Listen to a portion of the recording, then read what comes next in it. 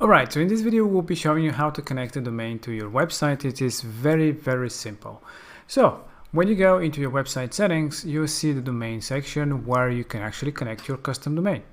If you don't have a domain, don't worry, you can purchase from anywhere, or you can just use your system domain. That's of course possible, and you can change it from here as well. But you have a domain, and let's connect it now to your website. Just click on connect an existing domain. And all you have to do is enter your domain name, which we purchased this one. So this is one that we just purchased for the example, and I'll show you now how simple it is to connect it to your website. Now you can purchase a domain basically anywhere, and I'll show you now in one of such platforms how to connect it. So just click on connect, and you'll be given an IP, an A and CNAME records that you need to add to that domain. It's very simple, so don't worry. So just copy the IP and go to your domain provider. So here we opened a domain provider such as Namecheap. This is a company that we like to use, so if you don't have a domain, you can purchase from there. It's a really cool place for domains. Now we've purchased this domain, and let me show you how simple it is to connect it. Just click on the arrow and go to manage the domain. Now different platforms have different ways to edit them, but they always have this DNS editor for the records. So it's like DNS zone editor, it might be called, or something like that. Basically a place to edit your DNS records. So in this case it is the advanced DNS. So now there inside you can see what DNS records we have. In this case we don't have anything, so you can click on add new record. So in some places you might already have an A and a CNAME records, so edit those. So you don't have to, you should not have two of the same records in terms of value and where it's pointing to.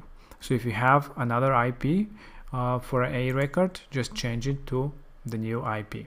So in this case we're adding an A record with a host being @ If it doesn't allow you to put @ just leave it blank. It should work with blank as well, and put the IP and click on save changes. That's it. That was for the A record, and the CNAME record is basically adding www as value, and then use the domain, whatever the domain is, as a host, and as value the domain. So here we can add a new record. We select the CNAME as option, we put www as the instructions, and the target is the domain that we have connected. And that's it. That's all the connection that you need to do to connect your domain to your website. If you are having a subdomain instead of domain like this, a root domain, you would just be adding, so let's just show you here an example.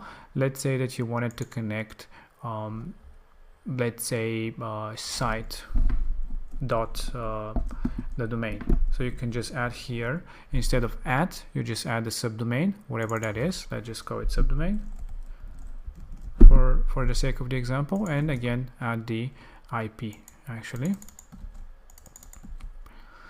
And then for a CNAME record you would just add www and the name of the subdomain.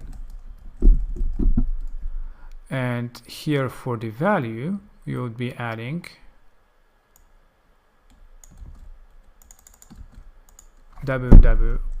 subdomain, like this.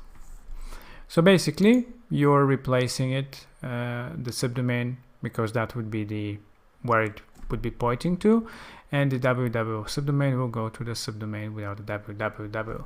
That's it. That's if you want to connect a subdomain. Just an example of how easy it is to do that as well, in case you're doing a subdomain instead of a root domain. And that's all. That's all you have to do for a connection of a domain. Again, you can purchase it anywhere and connect it absolutely the same way.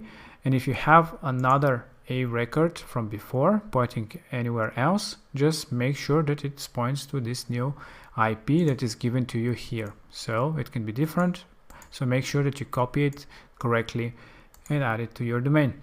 So this is it. This is how simple it is to connect a custom domain to your website.